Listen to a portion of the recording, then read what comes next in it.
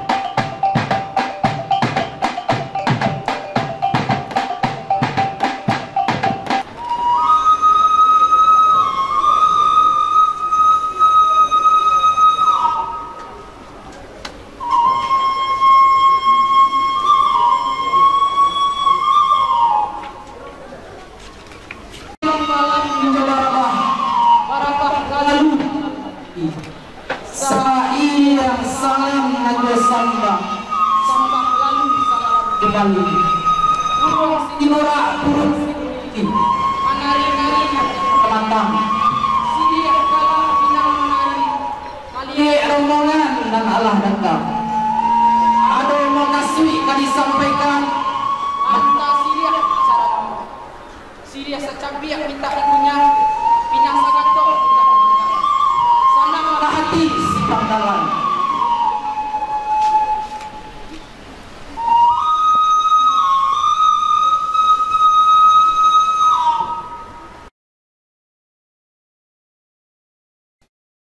Assalamualaikum warahmatullahi wabarakatuh. Waalaikumsalam warahmatullahi wabarakatuh. Nah, halo Bapak, selamat siang. Selamat siang, Risa. Iya Pak. Nah, terima kasih Bapak sudah meluangkan waktunya untuk datang di acara Hari Pekarilaan dan Gebiar Budaya SMA Negeri 2 Sumatera Barat. Nah, sebelumnya Pak, Risha mau perkenalin dulu. Nah, sebelumnya perkenalkan nama saya. Nama Risha Putri Adi Mulia. Risha merupakan salah satu siswi dari kelas 11 SMA Negeri 2 Sumatera Barat. Nah, Risha senang sekali bisa bertemu dengan Bapak secara langsung dan bisa berbincang-bincang sedikit seputar tentang pendidikan dan masyarakat Bapak. Kita mulai aja kali ya Pak ya? Oke, nah gini Pak, Risha mau nanya. Dulu tuh katanya banyak banget nih tokoh-tokoh dari Minang. Contohnya misalnya kayak Muhammad Hatta, Muhammad Natsir, Tan Malaka yang sangat berperan penting dalam proses kemerdekaan Republik Indonesia. Nah, Risha pengen tahu sih Pak, kenapa orang-orang Minang dulu tuh bisa berpengaruh itu dan bisa sepintar itu gitu?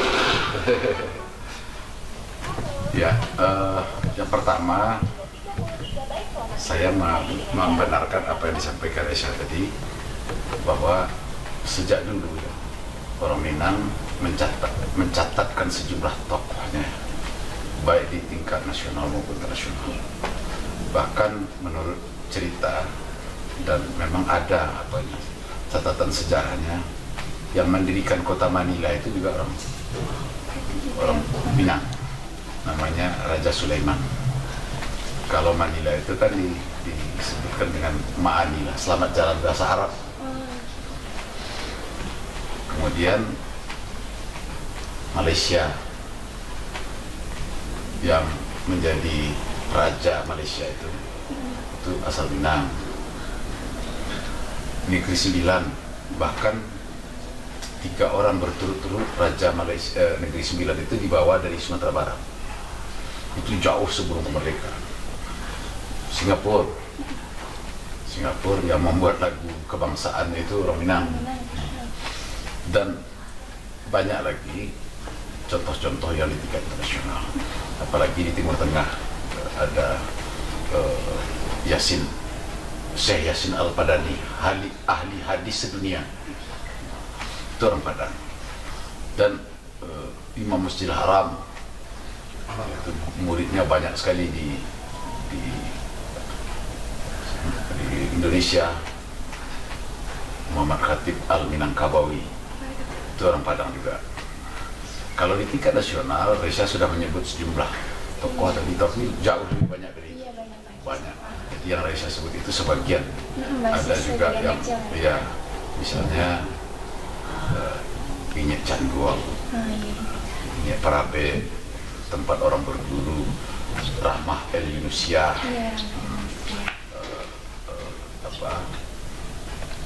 dan sejumlah tokoh lain lah yang saya bisa sebutkan satu persatu, tapi terlalu panjang. Nah, kenapa? Karena jauh sebelum kemerdekaan, orang Minang ini sudah bersekolah. Jadi tahun 38, kalau saya tidak keliru, itu Pak Dokter yang nama Muhammad Jamil itu, yang menjadi nama rumah sakit, itu sudah dokter di Amerika. Jadi itu 38 jauh sebelum kemerdekaan. Jadi orang Minang ini sudah punya tradisi bersekolah jauh sebelum kemerdekaan. Mereka sudah ke Belanda, kemana-mana. Nah, itulah yang membuat orang Minang itu unggul. Nah, kita kalau ingin mempertahankan ini, maka sekolah adalah kata kuncinya. Kuncinya gitu ya Pak ya. Kalau menurut Reza, sekolah itu tuh bisa kayak sekolah di surau gitu nggak sih Pak? Kayak misalnya sekolah di masyarakat juga termasuk dalam sekolah gitu kan Pak? Ya, sekolah itu kan ada sekolah formal dan sekolah informal. Kalau kita baca buku Robert Kiyosaki, Rich Dad and Poor Dad, nama bukunya, di situ juga ada sekolah yang dari non formal, tapi ada sekolah yang formal. Jadi Rich Dad and Poor Dad itu menceritakan ayah kaya dan ayah miskin, tapi sebenarnya intinya ini yang melalui jenjang pendidikan formal karena dia punya ayah profesor dan seorang lagi punya ayah pengusaha gitu. Jadi dia belajar seperti orang Minang katakan, alam tekambang jadi guru. Gitu. Oke Bapak. Nah tapi setelah masa kemerdekaan kan ada namanya pembangunan gitu Pak, di zaman Bapak Soekarno. Nah tapi nyatanya pada zaman pembangunan itu tuh di daerah Sumbarnya masih tertinggal gitu Pak, masih dibandingkan dengan pembangunan di daerah Jawa dan sekitarnya gitu Pak. Kenapa sih Pak penyebabnya? Sebenarnya relatif ya. Pengertian pembangunan itu apa dulu? Kalau kita lihat dari segi fisik lahiriah, mungkin kita tertinggal. Oh gitu. Fisik lahiriah itu diukur dari gedung-gedung tinggi, dari kemewahan. Tapi kalau kita lihat sekarang, pembangunan itu tidak hanya dilihat dari situ lagi. Tapi pembangunan itu juga harus kita lihat dari happiness index, tingkat kebahagiaan. Yang kedua juga harus kita lihat dari pemerataan yang diukur dengan Gini rasio namanya. Gini rasio. Jadi dulu Sumatera Barat ini punya pemerataan yang selalu baik. Dulu ya. Itu makanya Sumatera Barat dengan semangat gotong royongnya, kebersamaan, kekeluargaan, itu dinilai sebagai daerah yang pantas mendapat Parasamya Purna Karya Nugraha. penghargaan, walaupun kita tidak megah ya. Iya. Tapi di sini orang miskin sedikit. Orang kaya betul juga tidak banyak. Iya. Karena itu pemerataannya banyak, bagus. Nah, pemerataan itu diukur dengan angka Gini rasio. Semakin mendekat ke angka 1, itu pemerataan makin baik. Sumbar ini selalu nomor 1 atau nomor 2 pemerataannya. Saingannya cuma Jogja. Jogja ya. Karena di sini ketimpangan itu kurang. Gap antara kaya dan miskin itu sangat. Di sini jarang sekali, kalau mungkin ada satu-satu, tapi jarang sekali kita melihat orang yang tidur di tanah beralasan. Kalau di luar daerah Sumatera Barat itu biasa banyak gitu ya. Nah, kita dari dulu nggak pernah. Nggak pernah ya Pak ya, alhamdulillahnya ya Pak. Nah, oke. Selanjutnya nih Pak, Raisya dulu pernah dengar kalau ada salah satu tokoh Minang namanya Bapak Ahmad Salim, mungkin Bapak juga udah tahu ya Pak. Bapak Ahmad Salim juga pernah berkata kalau misalnya Minang harus menjadi pusat industri otak. Nah, maksudnya apa sih Pak? Gini, dari kata Bapak Ahmad Salim? kita kan tidak punya sumber daya alam. Kita tidak punya sumber tambang besar. Iya. Kita juga punya lahan terbatas. Jadi kita berada di jajaran Bukit Barisan. Sebagian besar lahan kita itu adalah bukit, gunung, lembah yang curam, yang kalau digarap itu berbahaya bagi lingkungan ekosistem kita. Beda dengan Riau. Riau itu bisa menanam sawit sampai 4 juta hektar. Sumatera Selatan bisa sampai 4 juta hektar. Tapi Sumatera Barat tidak akan bisa sampai 1 juta. Karena kondisinya. Tambang juga terbatas. Nah, yang di sini banyak gempa. Karena itu yang menjadi andalan Minang itu adalah manusianya. Manusia sebagai kekuatan pembangunan. Lalu manusianya itu apa? Adalah otaknya, pikirannya, kecerdasannya, sikapnya. Jadi itu yang disebut Mbak Amel. Kami mengekspor pemikiran. Kami tidak mengekspor barang, tapi kami mengekspor pemikiran. Nah, gitu.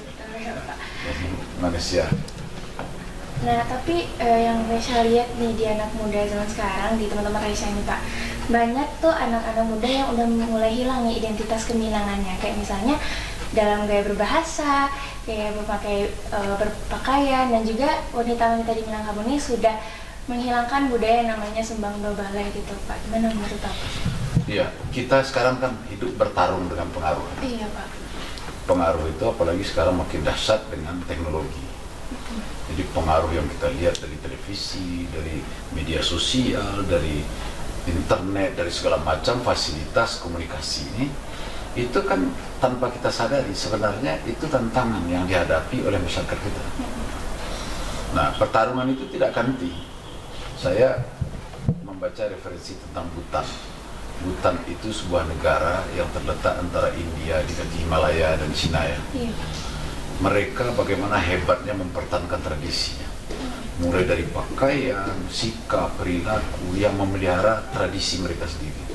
Sehingga sekarang orang ingin melihat Bhutan itu seperti apa sih tradisinya. Kita mestinya, anak-anak muda kita paham, kan ada competitive advantage, ada comparative advantage. Kita punya comparative advantage, kita punya perbedaan yang bisa kita jual. Perbedaan itu antara lain pakaian ini, betapa indahnya ini, dan ini bisa dilihat orang. Orang kenapa bisa datang ke Bhutan? Karena Bhutan itu memelihara tradisi. Kita juga bisa melihat menjual itu kan. Orang ingin melihat berpakaian yang elok, datanglah ke Minang. Iya. Gitu, datanglah ke Minang. Dan itu coba dulu ya, ketika orang dulu naik pesawat itu boleh merokok. Dulu ya. Tiba-tiba Singapore Airlines melarang. Orang mengira ini Singapore Airlines ini kan bangkrut. Ternyata semua penerbangan sekarang melarang. Iya. Itu kan. Jadi kita belajar dari peristiwa-peristiwa seperti itu. Nah, Minang ini juga kenapa kita harus meniru orang yang lebih dulu dari kita? Harusnya mereka meniru kita untuk berpakaian baik. Iya. Bukan kita meniru berpakaian jelek gitu. Iya. Ini Raisya, jadi harus ada promosi ke kawan-kawan tentang hal seperti itu. Dan itu bisa dijual, bisa jadi uang juga. Di samping itu kepribadian kita, tapi itu bisa dieksploitasi untuk menjadi industri di bidang pariwisata. Iya sih Pak, setuju banget. Nah, mungkin dengan salah satu cara untuk mengembalikan habit-habit anak muda di zaman yang dahulu tuh dengan cara yang namanya pendidikan. Nah, Nah, Resya dulu pernah dengar dari guru-guru juga kalau misalnya sekolah kita ini tuh merupakan rintisan dari Bapak dulu. Ide sekolah berasrama tuh dulu dari Bapak. Nah, coba jelasin dong Pak, gimana dulu? Ya, saya waktu jadi Gubernur Sumatera Barat ingin membuat sekolah model ya. Karena basic kita itu. Sumbar ini menurut saya bisa unggul karena manusia, sama dengan pendapat Pak Emil. Karena itu kalau manusia, maka sekolah harus kita maju. Iya. Sehingga kita bisa mengekspor pikiran. Tidak mengekspor barang besi apa itu tidak. Tapi kita bisa mengekspor pikiran. Sumber daya manusia. Nah, untuk itu kita harus ada sekolah yang bagus. Bisa dulu zaman Belanda, sekolah bagus itu ada Sumatera Barat. Misalnya di sini, tahun 25 buka majalah Tempo bulan Juli ya, tahun 82 buat saya. Di situ diceritakan jumlah sekolah di Sumatera Barat ini itu 2 kali dari jumlah seluruh Pulau Jawa. Wah. Tahun 25. Tahun 25. Jadi kita sudah maju. Karena itu saya pikir, ini harus kita pertahankan dan harus kita tingkatkan lagi. Kita bangunlah 3 sekolah unggul. Kalau kita apa gitu Pak? Di satu Padang Panjang, dan Salok. Itu kita boardingkan. Sekarang 3-3-nya bagus kan? Alhamdulillahnya ya. Ini sekolah ini sudah 5 besar kalau untuk tingkat SMA seluruhnya kan. Iya, Pak. Dari sekian SMA banyak. Itu bukti kan. Nah, ini harus kita pertahankan.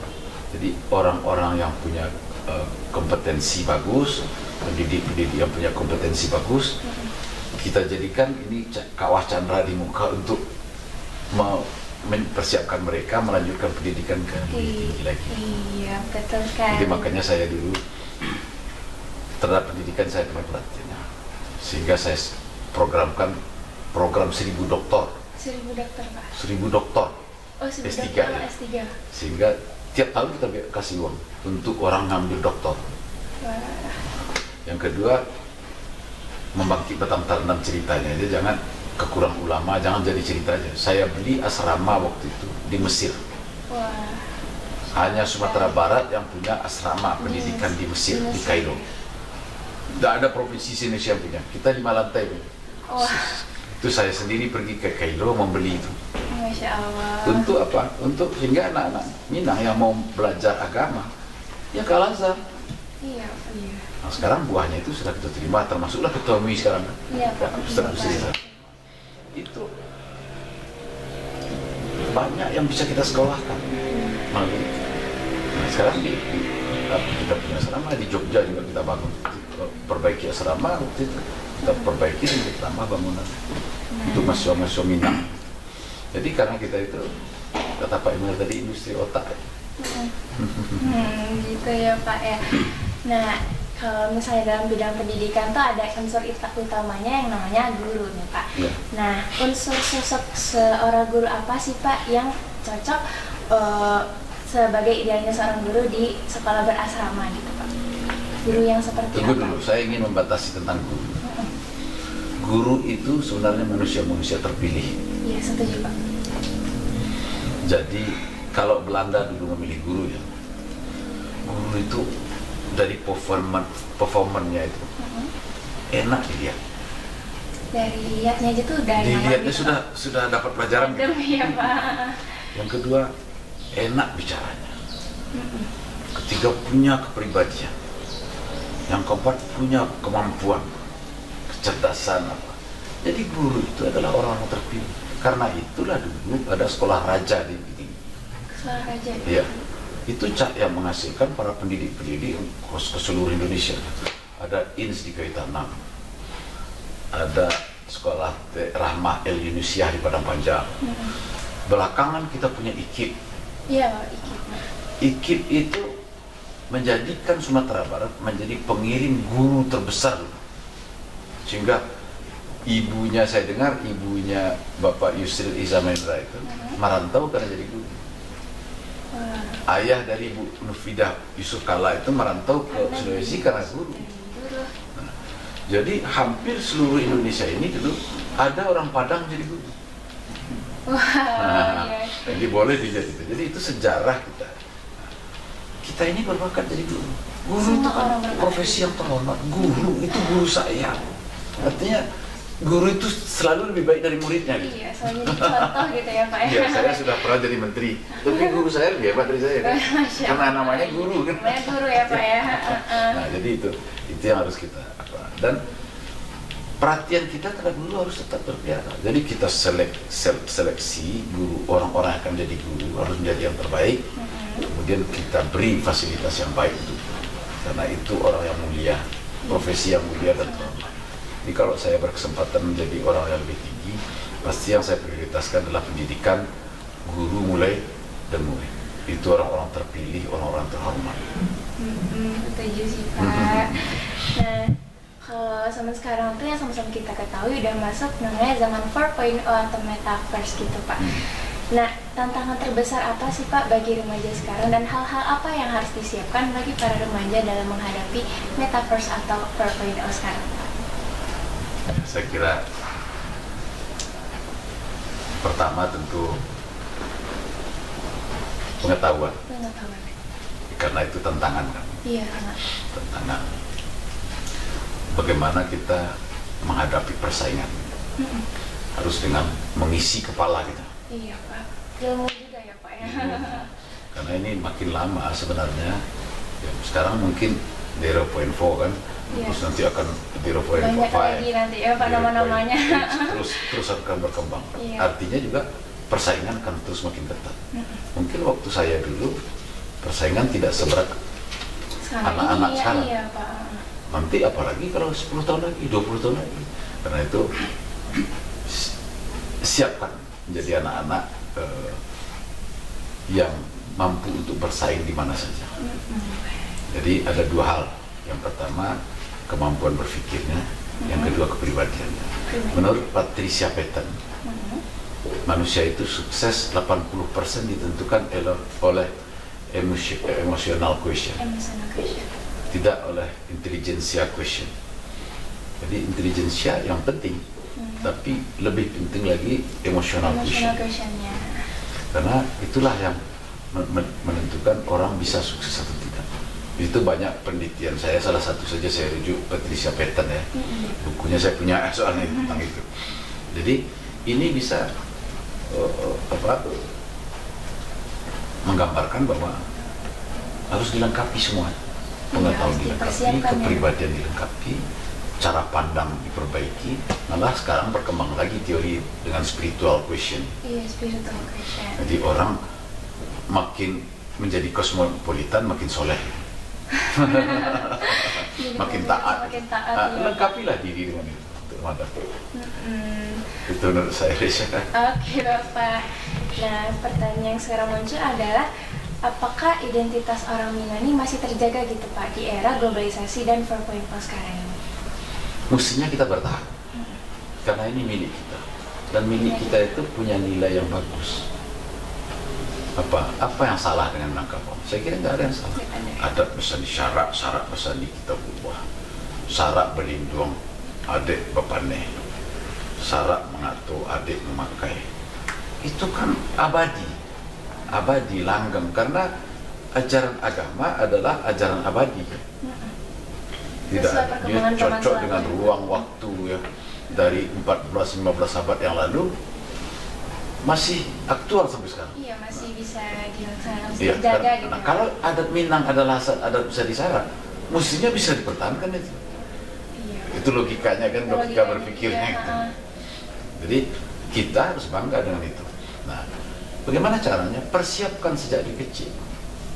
Jadi perkenalkan mulai dari PAUD bahwa ada kebanggaan kita bahwa kita punya nilai yang berharga. Nilai-nilai itu ada dalam adat Minangkabau. Iya, banggalah jadi orang Minang ya Pak ya. Jadi mulai dari PAUD, TK, SD, terus makanya saya, maaf ya, saya bukan sombong maksud saya. Saya mau ngasih ceramah di hadapan anak-anak 100 orang 13. Tapi saya tidak melihat acaranya. Biasanya saya bicarakan di provinsi, skala apa. Tapi ini di level anak-anak saya tidak masalah, karena saya senang itu. Dan ini lebih bermakna memotivasi 113 orang calon pemimpin bangsa ini, iya. calon masa depan negeri ini, itu nilainya luar biasa. Orang nanya, Pak ceramah di SMA, kok Pak ceramah di SMA? Dulu Bapak ceramah di pusat. Nggak apa-apa, ini bernilai tinggi ini luar biasa. Kalau kader-kader itu jadi, jangankan 13 orang aja sudah hebat. Iya Pak. Satu aja dari 113 itu jadi orang hebat, nanti kita sudah berinvestasi. Sudah berinvestasi. Itu saya lihat. Jadi motivasi saya itu bukan berapa banyak orangnya, bukan skala siapa orangnya, berapa luasnya ya, tapi substansinya apa? Substansinya. Kita bicara substansi. Oke. Nah, yang terakhir nih Pak, dari Raisya buat Bapak.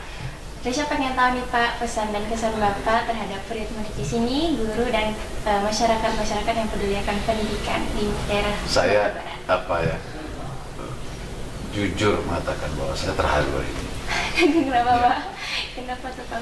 Kadang-kadang saya tidak bisa, karena sudah tua, sudah mulai pemikiran itu sudah agak beda dari dulu. Dulu kan semangat pantang menyerah. Oh ya Allah. Sekarang sudah berbeda. Saya lebih sensitif. Ketika saya melihat sekolah sebagus ini, 11 hektar tanah, 11,4, bangunannya sehebat ini, fasilitasnya sebagus ini. Alhamdulillah, sebagai putra Solo, putra Sumatera Barat, saya merasa puas perjalanan hari ini. Dan saya bangga, senang, rasa-rasanya pulang kampung sangat membahagiakan. Jadi saya rasanya mau saya gendong-gendong guru murid. Begitu terharu saya melihat apa ya. Jadi mudah-mudahan ini menjadi sesuatu yang menjadi pijakan untuk kita maju lebih lagi di masa datang. Jangan mundur. Jadi kalau kita sudah berbuat sampai bisa menemukan kondisi seperti sekarang, mestinya 5 tahun lagi, apakah saya masih hidup atau 10 tahun lagi, kita menemukan lebih hebat lagi dari ini. Apalagi kalau buahnya sudah mulai kita terima. Tadi saya dengar dari ibu kepala sekolah, 12 orang sekarang di Cina. Iya, alhamdulillah. Sekian orang di Makassar, sekian orang di Bandung, sekian orang di Jakarta yang melanjutkan pendidikan. Saya minta tadi sama Pak Irsad juga, Irsad tolong kalau bisa didata semua dan dipelihara, diupdate itu tiap tahun, diupdate dari anak-anak yang kita luluskan itu mana mereka sekolah sekarang. Kalau dia berusaha, apa usahanya sekarang? Itu data itu penting. Dengan data itulah kita bisa mengevaluasi. Jadi jangan kita berpikir I am in my position, saya begini-gini aja lah, enggak. Kita harus melihat masa depan jauh. Mas go on ya Pak. Mas go on. Gitu. Jadi ini harus menjadi spirit baru kita. Ternyata kita bisa. Saya terharu tadi. Masya Allah. Terima kasih Bapak. Nah, oke Bapak, kayaknya ini sekian dulu Pak, dan itu bukan pertanyaan terakhir dari Raisya buat Bapak. Nah, terima kasih buat meluangkan waktunya hadir di sini juga Pak. Sama-sama, sekali lagi. Nah, semoga Bapak menjadi semakin sukses dan bisa menjadi inspirasi gitu bagi masyarakat di luar sana dan menjadi suri tauladan lah misalnya gitu Pak. Nah, terima kasih Bapak. Ya, sama-sama Risa. Terima kasih teman-teman semuanya udah menyaksikan wawancara Raisya bersama Bapak Gufron Fauzi hari ini. Nah, wassalamualaikum warahmatullahi wabarakatuh. Waalaikumsalam.